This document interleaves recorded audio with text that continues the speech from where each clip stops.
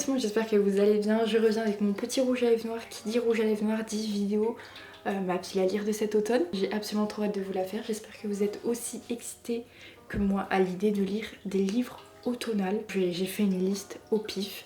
Je vais faire dans l'ordre de cette liste et à la fin je vous mets une catégorie particulière. C'est une catégorie spéciale. Donc on commence avec le nouveau Morgane Moncomble qui est Un automne pour te pardonner il me semble. Déjà on pose les bases, c'est un Morgane Moncomble.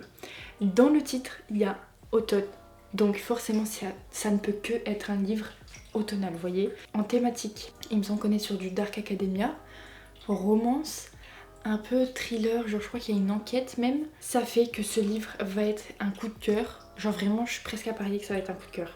Presque sûr de mon coup. Vraiment, cette autrice, on en parle de son talent, de son écriture même. Et donc j'accroche à chaque fois à tous les livres qu'elle nous pond.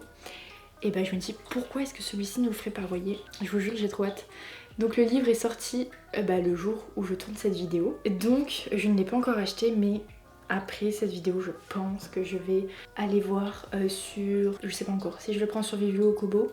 Bref, un des deux pour me l'acheter. J'ai absolument trop hâte. Ensuite, je me suis mis Winterwood. En fait, c'est de la même autrice. Il y avait The Wicked Deep que j'ai déjà lu. C'était un livre de sorcellerie, de 3 sorcières un peu malédiction, en même temps avec de la romance, etc. Et j'avais trop aimé la vibe, le mood même de ce livre. Et j'avoue que Winterwood me fait un peu moins envie parce que j'avais vu pas mal d'avis un peu plus négatifs sur celui-là. Enfin, du moins un peu plus mitigés plutôt que négatif. Et ma chère Margot du compte Instagram Ouf de Salem l'a lu et c'était un gros coup de cœur pour elle, genre elle a trop kiffé et genre c'est un livre parfait pour cette période automnale, pour un peu l'hiver, vous voyez, la transition.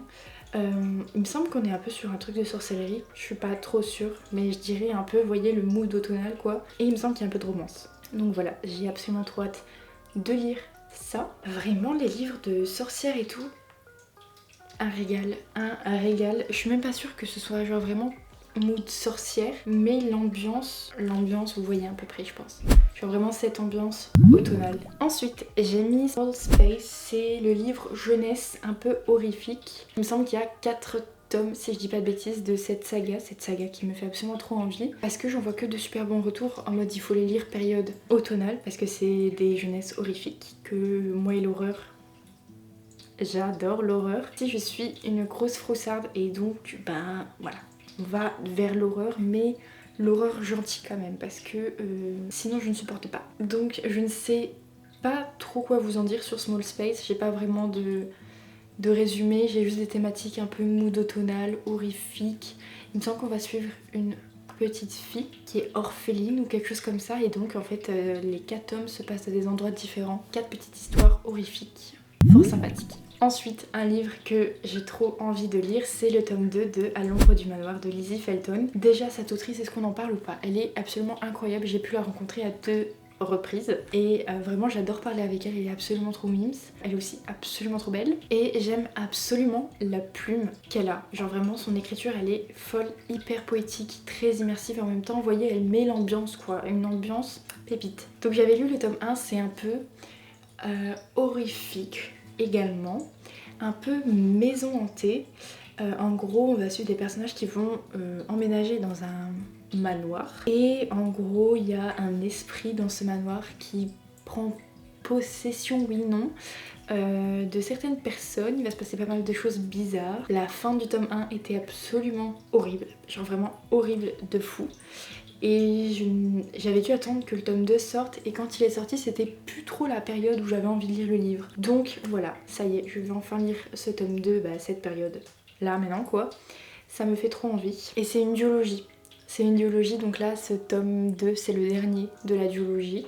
Je vais enfin avoir le fin mot de cette histoire et je suis absolument ravie, j'ai trop hâte de découvrir ça. Ensuite j'ai mis If We Were Villain, c'est un livre qu'on voit partout dans les recommandations automnales. Alors il me semble que c'est un livre un peu Dark Academia. Alors en thématique, j'ai théâtre, mystère, crime, Dark Academia, enquête. Dites-moi si les thématiques que je vous ai données ne sont pas absolument 100% automnales. Je suis désolée, c'est totalement le style automnal quoi, donc j'ai trop hâte de découvrir ça. Et en plus j'en vois que de bons retours, mais vraiment de trop bons retours, donc j'ai trop hâte de découvrir ça. parce que ça me fait trop envie. Genre vraiment j'ai trop envie de le lire.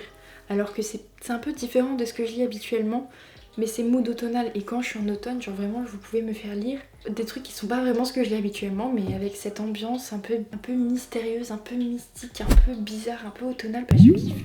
Ensuite j'ai mis The Secret Story, c'est aussi un livre qu'on a vu passer absolument partout. Je viens de découvrir qu'il est sorti en français. Il est sorti en français il y a longtemps. Et donc ça me fait trop envie parce qu'en thème vous avez thriller psychologique, mort, meurtre, université, tragédie grecque. Je suis absolument fan des thématiques du livre, de la couverture du livre, de... Vraiment il a l'air fou, on n'est pas d'accord ou quoi? Genre il a l'air incroyable. Genre là vraiment je pourrais commencer tous ces livres en même temps. Je déteste commencer plein de livres en même temps, mais là en fait il y a tellement de choix que je ne sais pas choisir. Et je pense que j'ai tellement de livres dans la vibe automnale cette année que je vais devoir lire des livres automnales jusqu'en décembre pour Noël. C'est obligé. Parce que déjà j'aime pas les livres de Noël, donc raison de plus pour continuer sur le mood automnal. Et parce que bah, je veux absolument lire tous ces livres automnales quoi, donc il faut que je mette le turbo. Donc voilà. J'ai absolument trop hâte. Ensuite, j'ai Master of Death. Alors cette autrice, je sais pas pourquoi, mais tous les livres que j'ai vus d'elle ont l'air automnal. Dans cette ambiance automnale, vous voyez. Donc là, j'ai mis Master of Death.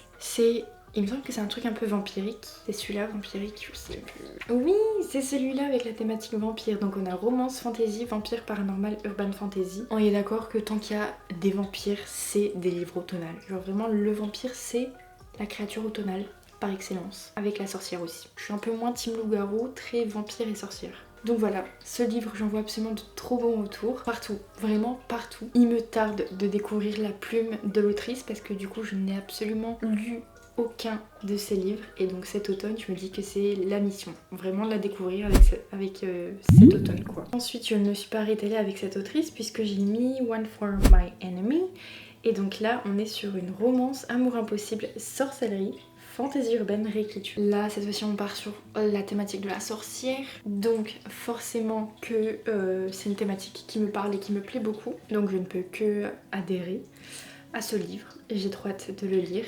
Et ouais, pareil, que voulez-vous que je vous dise, ça a l'air incroyable. Et puis, pour finir avec cette autrice, il y a aussi Atlas X qui me fait très envie. Et là, on est en thématique magie.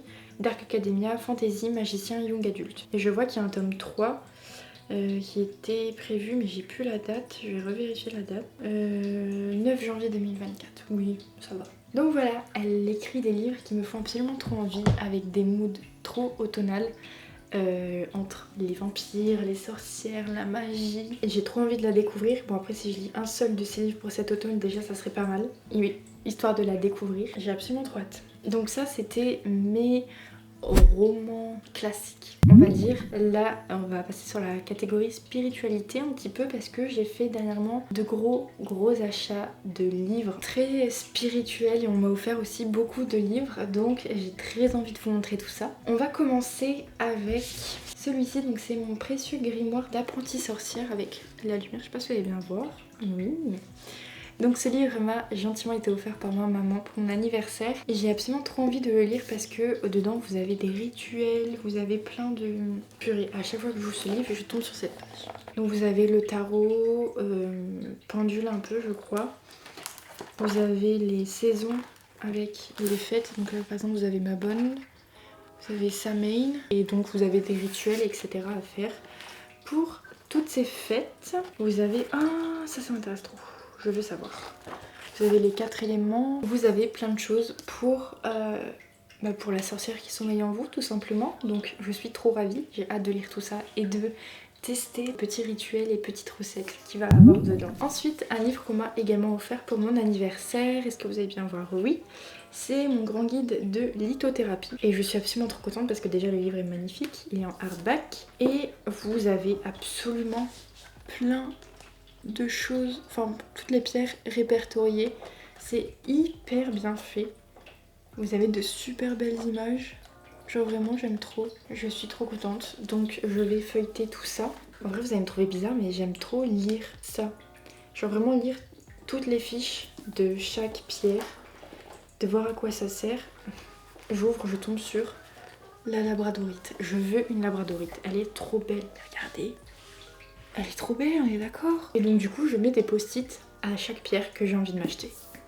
Voilà, donc j'ai trop envie de lire ça également. Ensuite, en septembre, j'ai fait un craquage pour 3 livres. C'était pas prévu, mais après une journée bien pourrie, bien nulle, j'avais besoin de réconfort et donc j'ai acheté 3 livres. J'ai pris ce livre, c'est le grand livre marabout des arts divinatoires. Dedans, vous avez astrologie, divination, les lignes de la main et interprétation des rêves. Oh, vous voyez pas très bien. Là, par exemple, vous avez tout ce qui est interprétation des rêves. Attendez, si je vous mets un truc, voilà. Vous avez par exemple là les animaux avec leur interprétation. Vous avez plein de choses, par exemple rêver d'hôtel, ascenseur, école, etc. Je suis vraiment pas sûre si vous voyez quelque chose. Les lignes de la main, avec les petites explications. L'astrologie aussi. Attendez, je veux voir ce qu'ils disent de la Vierge. Ah, Vierge. Pour équilibrer l'énergie de la Vierge sélénite, ça c'est fait. Et renforcer l'énergie de la Vierge apatite. Je ne sais pas ce que c'est. Ensuite, il reste plus que 2 livres et donc on va continuer sur la même lancée avec ce gros bébé qui m'a coûté 40 €, enfin 39, mais du coup il y a les 5%, vous voyez là, Leclerc, je sais pas quoi. C'est le grand traité des arts divinatoires. Vous avez tarot rune, ancromancie, cristallomancie, bref, toute une flopée de mots qui terminent en si. Et je vais essayer de vous montrer un peu. Voilà, l'interprétation, blablabla, le pendule, ça on adore. Les dés, je sais pas si ça s'appelle comment, mais écoutez, ils auraient pu tirer juste dés. Les tirages de tarot. Numérologie aussi, je pense. Plein de trucs trop bien, qui me font absolument trop envie, que j'ai trop envie de lire, de découvrir. Genre vraiment, je veux savoir. Au cas où vous l'auriez pas compris, je commence à développer la sorcière qui est en moi. Donc voilà, et pour finir j'ai pris ce livre, c'est Traité des usages et savoirs de sorcière. Donc vous avez rituels, célébrations, sortilèges, cristaux, plantes, divination, pratiques magiques. Et donc là pareil, il est trop beau comme ça. J'ai les bases du pendule, les runes, et ça c'est incroyable. Vous avez les plantes, et en gros leurs vertus spirituelles, et des propriétés thérapeutiques. La mélisse, le lys, le laurier, genre vraiment il y a plein de trucs, c'est incroyable. Vous avez aussi un peu de cristaux. Celui-là aussi m'a coûté 39 €. Donc bon, je vous ai dit ce jour-là j'ai vraiment craqué mon slip. Donc voilà, c'en est tout pour cette vidéo, j'espère qu'elle vous aura plu. Moi je suis absolument trop contente des achats que j'ai fait et puis de ces merveilleux livres à venir, hein. Vraiment, je vois des moments lecture sous le plaid avec un chocolat chaud, avec un diffuseur qui sent la cannelle, vraiment la base quoi. Donc voilà, j'espère que cette vidéo vous aura plu. N'hésitez pas à me mettre en commentaire vous quel livre vous font envie pour cet automne, quel est votre pied à lire, ce que vous avez envie de lire, etc. Ça me donne des idées à moi. Donc voilà, j'espère que cette vidéo vous aura plu, puis je vous fais de gros bisous et je vous dis à très bientôt. Bye.